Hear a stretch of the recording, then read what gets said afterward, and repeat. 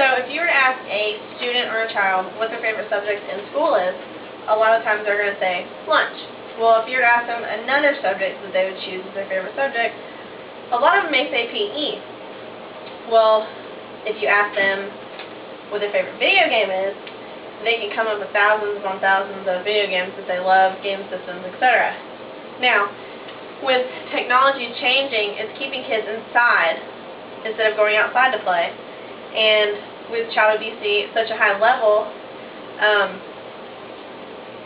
after they come home from school, a lot of them are going to go home, they're going to play video games, or they're going to sit on the computer.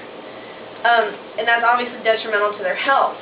So what we need to do is we need to ensure them on why being physically active in PE is such an important aspect of our lives.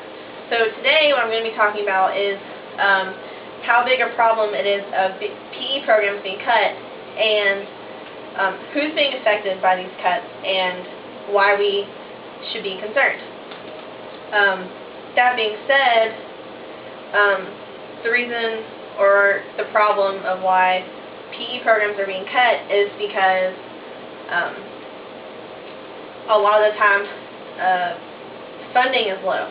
With us being in a recession, there's budget cuts, and with the budget cuts, that means programs in schools are being cut. And a lot of the times the programs that are being cut are the PE and arts programs. With the programs being cut, it means that students aren't given the opportunity to learn about the amount of physical activity they need to do, and also the health and diet part of being active. According to ABC News, a lot of the time the programs are being cut is to help give funding to improve standardized test scores. Along with the programs being cut, obesity can be included in why it's such a big problem. Obviously, obesity is at an all-time high, and according to the USA Today study that was done in July of 2011, Georgia is actually tied for 18th place with 28.7% of obesity, which is a very high number.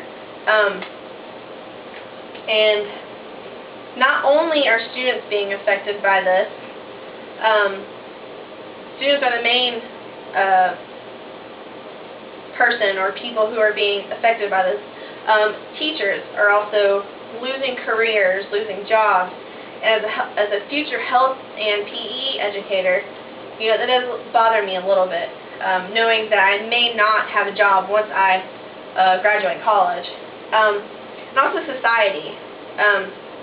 Obviously, like I said, obesity is an all-time high, and that is throughout of the United States, not just in Georgia or Mississippi. That's in the USA as an entire.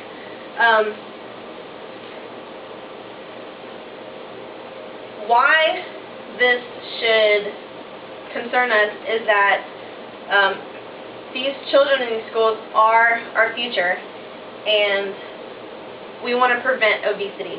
And by preventing obesity, we are giving them information in these PE programs and in these health programs of why they need to be physically active and why a good diet is good. According to Kids Health, children are supposed to get 60 minutes of vigorous or moderate activity, preferably every day. Well, if these PE programs are being cut, they're not getting any activity, because a lot of the obese children that are going home, they're playing video games, they're sitting on the couch, playing on the computers. They're not getting any activity. So with PE and physical activity being such a major part of our lives, it does help us lead to healthier lifestyles. And with obesity at an all-time high, we want to make sure that we are giving them the knowledge to prevent this. And this is why we should keep the PE programs in these schools.